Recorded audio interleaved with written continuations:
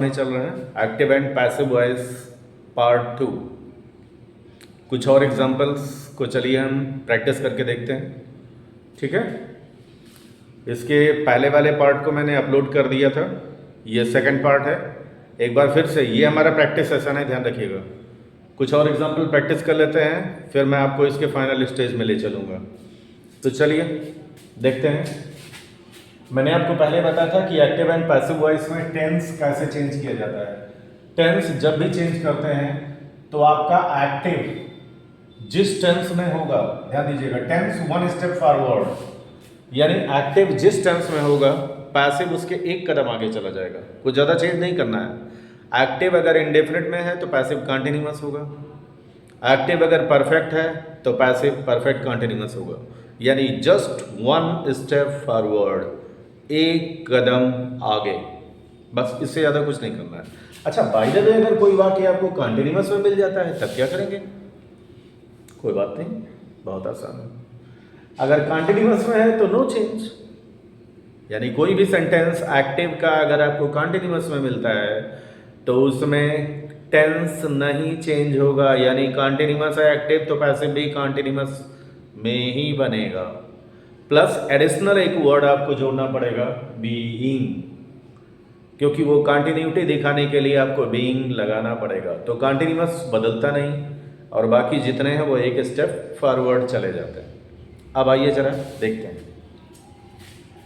Passive जब भी बनाइएगा ध्यान रखिएगा, ऑब्जेक्ट आगे आ जाता है, सब्जेक्ट को बाय लगाकर पीछे लिखते हैं। ये पैसिव का स्ट्रक्चर है। सब्जेक्ट ऑब्जेक्ट, फिर हेल्पिंग वर्ब जिसे ऑक्सिलरी कहते हैं, फिर वर्ब का थर्ड फॉर्म, फिर बाई लगा करके सब्जेक्ट को पीछे लिखते हैं। अब आइए जरा हम पैसिव बना करके देखते हैं। ये 3 एग्जांपल मैंने ऑलरेडी लिख दिया है टाइम सेविंग के लिए। देखते हैं, जैसे हमारी यहाँ मुलाकात किससे हुई? सोहन से। ये हमारा सब्जेक्ट है और पैसिव बनाते समय हमें ऑब्जेक्ट पहले लिखा जाता है, तो सोहन को ऑब्जेक्ट रिप्लेस करेगा, यानी सोहन की जगह आ जाएगा ऑब्जेक्ट, और ऑब्जेक्ट मिलता है वर्ब के ठीक बाद में। वर्ब के बाद में ये हमारा ऑब्जेक्ट है। अच्छा, बाय द वे, जैसे एक से अधिक ऑब्जेक्ट है, मैं पहले वाले वीडियो में भी बता चुका हूँ, फिर बता देता हूँ। एक से अधिक ऑब्जेक्ट हैं तो आप सही ऑब्जेक्ट को आइडेंटिफाई कैसे करोगे? सही ऑब्जेक्ट को आइडेंटिफाई करने का तरीका यह है, 80% केसेस में आप वर्ब से पूछिए व्हाट, वर्ब से पूछिए व्हाट, बस आपको सही ऑब्जेक्ट पता चल जाएगा। जैसे यहाँ पूछिए सिंगिंग व्हाट, क्या गा रहा है? ये सॉन्ग। पार्टी तो गा नहीं रहा है, सॉन्ग गा रहा है, तो यही ऑब्जेक्ट है आपका। अब सोहन की जगह ऑब्जेक्ट आ जाएगा, चूंकि ऑब्जेक्ट पहले लिखा जाता है, तो यहाँ हो जाएगा सॉन्ग, ठीक है। आगे हमारी मुलाकात हुई वाज। देख लीजिए, ये तो कंटिन्यूअस है, आईएनजी भी लगा हुआ है, तो यहाँ कोई चेंज नहीं करना है, वाज को उतार दीजिए। हमारा सब्जेक्ट अगर प्लूरल होता तो यहाँ वर हो जाता, बस इतना ही होना है। प्लस बीइंग लगाना पड़ेगा हमें, तो अ सॉन्ग वाज बीइंग। देख लीजिए, ऑक्सिलरी पूरा हो गया। अब हमें लिखना है वर्ब का थर्ड फॉर्म, वर्ब है सिंगिंग, सिंगिंग का थर्ड फॉर्म संग, तो a song was being sung in the party by Sohan. Last में बाय सोहन, बाय लगाकर सब्जेक्ट लिखना होता है, मैंने लिख दिया। आई होप समझ में आ गया होगा, ठीक है। अब आइए जरा नेक्स्ट एग्जांपल को देखते हैं। सबसे पहले हमारी मुलाकात वी से हुई है, हमारे किसी काम का नहीं है, हमें ऑब्जेक्ट इसकी जगह पर लाना है, क्योंकि ऑब्जेक्ट आगे आता है। ऑब्जेक्ट है योर ग्लास, क्योंकि ब्रोकन व्हाट, क्या तोड़ा आपने? योर ग्लास, तो यही ऑब्जेक्ट आगे आ जाएगा। हो गया योर ग्लास। हैव नॉट लिखा हुआ है, देख लीजिए ऑक्सिलरी, तो ये वन स्टेप फॉरवर्ड जाएगा। हैव परफेक्ट में लगता है तो हो जाएगा has been, have been, तो your glass has not been broken, your glass has not been broken। पूरा हो गया। लास्ट में बाई लगा करके सब्जेक्ट को पीछे ले आइए, वी पीछे आएगा, हो जाएगा अस।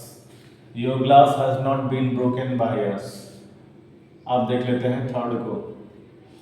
हमारा सब्जेक्ट है समवन और ऑब्जेक्ट है माई पेन, तो माई पेन आगे आ जाएगा, माई पेन। आई होप समझ में आ रहा होगा। तो समवन की जगह ले ली माई पेन ने।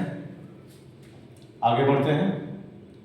अब हमें लिखना है ऑक्सिलरी। यहाँ लिखा है स्टोन, कोई ऑक्सिलरी नहीं लगी है, तो ध्यान रखिएगा पूरे ग्रामर में एक ही जगह ऐसी है जहाँ कोई ऑक्सिलरी नहीं मिलती सेंटेंस में, वो है पास्ट इंडेफिनिट, यानी ये पास्ट इंडेफिनिट है। वन स्टेप फॉरवर्ड जाएगा तो पास्ट इंडेफिनिट के बाद कंटिन्यूअस आता है, यहाँ हो जाएगा वाज। तो माई पेन वाज, वर्ब का थर्ड फॉर्म स्टोलन। ठीक है। अब यहाँ फुल स्टॉप लगा दीजिए। यहाँ बाई लगा करके समवन लिखने की जरूरत नहीं है, क्योंकि समवन इनडेफिनिट प्रोनाउन है, अनआइडेंटिफाइड ऑब्जेक्ट है, इसे पीछे नहीं लिखा जाता, इसे ड्रॉप कर देंगे। समवन, समबडी, एवरीवन, एवरीबडी अगर ये है तो इसे पीछे ड्रॉप कर दिया जाएगा, हो जाएगा माई पेन वॉज स्टोलन। बस इतना ही करना है। तो डियर स्टूडेंट्स, आशा करता हूँ आप सबको समझ में आया होगा, और अगर समझ में आ रहा है तो प्लीज़ इसे लाइक सब्सक्राइब करें और ज़्यादा से ज़्यादा लोगों तक पहुँचाएं, ज़्यादा से ज़्यादा अपने साथियों तक पहुँचाएं, जिससे उनका भी फ़ायदा हो सके और वो भी इजी गोइंग ग्रामर समझ सकें। Thanks for watching the video.